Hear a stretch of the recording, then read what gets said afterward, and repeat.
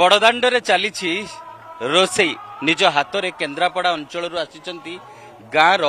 किछि भक्त जो माने बड़दाण्डरे रोसई करुछंती उपमा डालेमा एवं मागणारे डाकिबे मागणारे बांटिबे भक्तों को सीधा सड़क दृश्य देखुथिबे कोभली भाव में कि डालेमा चली आलू कटा चली उपमा एसबू चली निश्चित भाव में कहबा एमाने को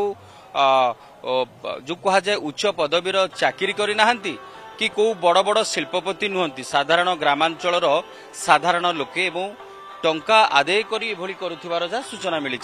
एवं राति गोटाई रु आरंभ करिसेंती तांकर प्रक्रिया नाही सेमती किछि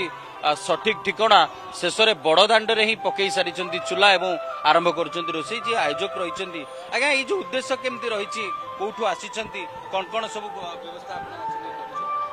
नमस्कार जय जगन्नाथ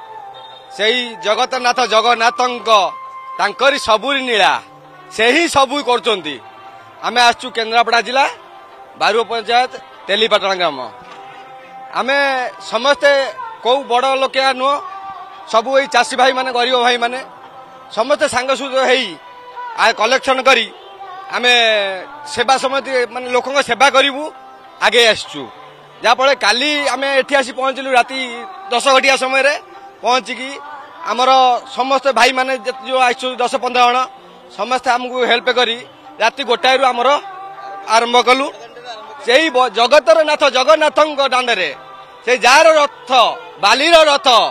जार भावर कथा आम कहीपर बड़दाण्डरे पसरा खोली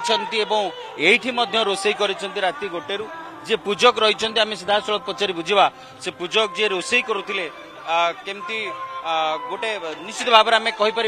कि जो पूजक जो आरंभ करिसेंती केमती हाथ में देखुं डालेमा ठारू आरंभ करी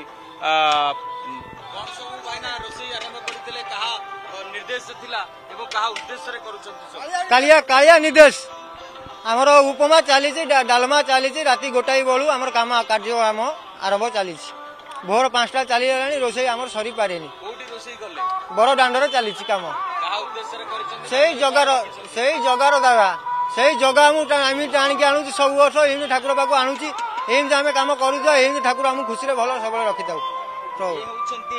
से गाँ गहलीर भक्त केवल रथयात्रा देखिबेनी तारी भितर मध्य रथयात्रा देखा आसीथिबा भक्त मानकु मागणारे रोसई करी बांटिबे ये चाषी कारण ये कौनसी बड़ शिल्पपति कि उच्च पदवीर चाकरी करि नाहंती ये रहउछंती कृषक एवं गाँ गहलीर छोट मोट चाषी एकाठी करिसेंती किछि टंका एवं शेष में बड़दाण्डरे बड़ पसरा खोली रोसई करुछंती जगा भक्तों को मागणारे उपहार देला बळी पुरीरू अरुणाथ को रिपोर्ट कनक न्यूज।